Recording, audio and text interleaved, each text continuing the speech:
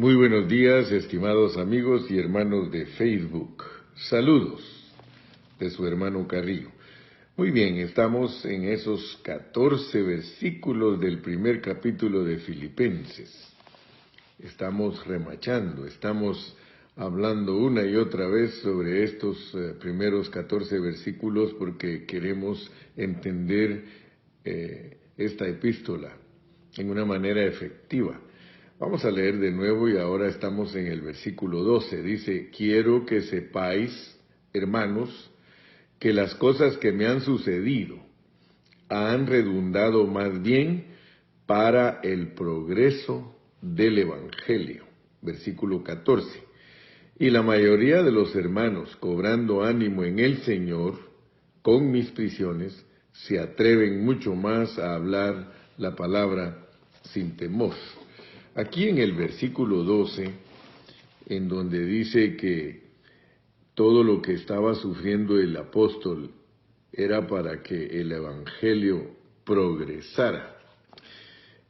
O sea que aquí se está hablando en un término que se usaba mucho en el tiempo de Pablo, la palabra griega que nos dan ahí para el progreso del evangelio. Eso tiene que ver con los pioneros.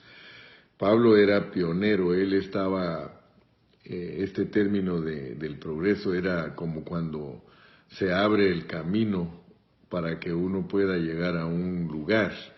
Entonces, en esa manera se usa esta palabra en griego. Pioneros eran los que sufrían haciendo el camino para que otros pudieran llegar, para que tuvieran acceso, pues.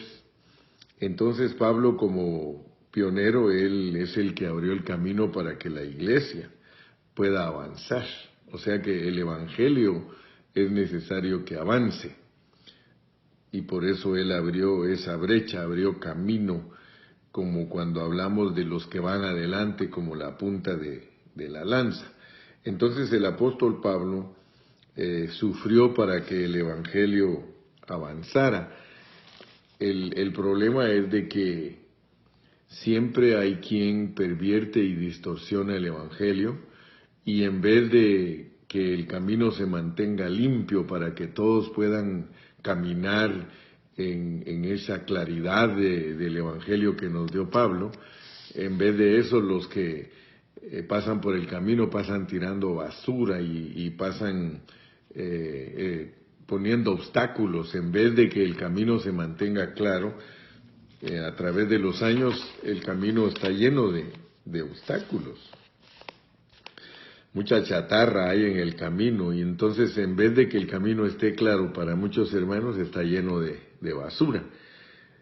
Nosotros no debemos de participar en llenar de basura el camino que abrió Pablo para que todos con claridad podamos ver el evangelio, ¿verdad? Por eso cuando uno estudia al apóstol San Pablo, uno se da cuenta que la carga que tenía el apóstol era que no hubiesen cosas legalísticas ni dogmáticas. Él siempre fue muy claro en respecto a esto, decía, estad convencidos vosotros en vuestra mente. Lo que los hombres hoy hacen doctrina fuerte como para decir que eso es el evangelio, entonces ellos insisten en esas cosas, y Pablo nunca insistió en esas cosas. Ayer hablamos de que lo que sí insistió el apóstol San Pablo fue en el misterio de Dios, que es Cristo, y en el misterio de Cristo, que es la iglesia. Entonces, si nosotros queremos mantener un evangelio puro, nosotros debemos estar siempre defendiendo y confirmando el evangelio. Pero es importante, pues, que veamos el avance. Es importante para nosotros como pastores, como ministros, como cristianos, que veamos que el evangelio avanza. O sea, que los hermanos estén con una palabra sobria, pura, clara, no con conceptos mezclados que los hermanos cuando les preguntan acerca de su salvación ni siquiera saben cómo funciona su salvación.